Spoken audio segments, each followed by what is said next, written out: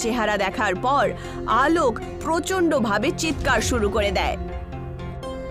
পরের দিন পুলিশ আলোকের লাশ সেই গলির কোণাতেই খুঁজে পায়।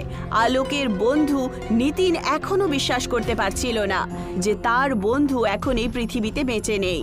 কিছু সরকারি ফর্মালিটি পুরো করার পর সে নিজের বন্ধুর লাশ ইন্ডিয়াতে নিয়ে আসে। আলোকের পরিবারের লোকেরা চোখে জল নিয়ে আলোকের অন্ত্যেষ্টিক্রিয়া করে দেয়।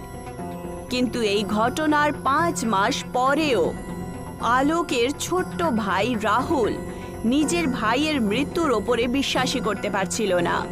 তার দুজন বন্ধু অঞ্জু আর অর্জুন রাহুলকে বুঝিয়ে বুঝিয়ে ক্লান্ত হয়ে গেছিল। আরে এবার তুই থাম না রাহুল। তোর ভাইয়ের মৃত্যু একটা দুর্ঘটনা ছিল রে। আর কতদিন ভাইয়ের কথা মনে করে তুই কাঁদতে শুরু করবি? আমি একেবারেই মানতে পারি না অর্জুন। দাদা আমায় খুব ভালোবাসতো। যেদিন রাত্রে দাদার মৃত্যু হয় সেই দিন দাদা তো আমাদের বাড়িতে আসতো, সেরকম কথা ছিল। এইসব কথা বলে এখন কি লাভ রাহুল? আমি এটা ভেবে ভেবে খুব রাগ করছি যে দাদার লাশ ভয়ঙ্কর একটা রাস্তায় জাপানের গলিতে খুঁজে পাওয়া গিয়েছে, আর পুলিশ কোনো রকম ইনকোয়ারিও করলো না। রাহুল, জাপানের পুলিশরা কোনো অপদার্থ নয়। ওরা যখন কোনো ইনকোয়ারি করেনি তার পেছনে কোনো একটা কারণ থাকবে। তাই তুই এই ব্যাপারটা নিয়ে এত ভাবিস না ভাই।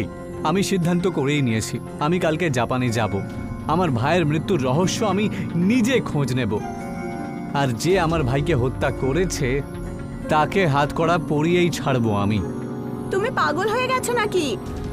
জাপান আমাদের কান্ট্রি নয়। অঞ্জু, আমি শুধু আমার ভাইয়ের হত্যাকারীকে ধরতে চাই, ব্যাস। আর এর জন্য আমি সব কিছু করার জন্য প্রস্তুত আছি। ঠিক আছে রাহুল, কিন্তু আমরা দুজন তোকে একা যেতে দেব না। আমরা দুজন তোর সাথে যাব, ঠিক আছে? পরের দিন রাহুল, অর্জুন আর অঞ্জুকে নিয়ে প্রথম ফ্লাইট ধরে জাপান চলে যায়।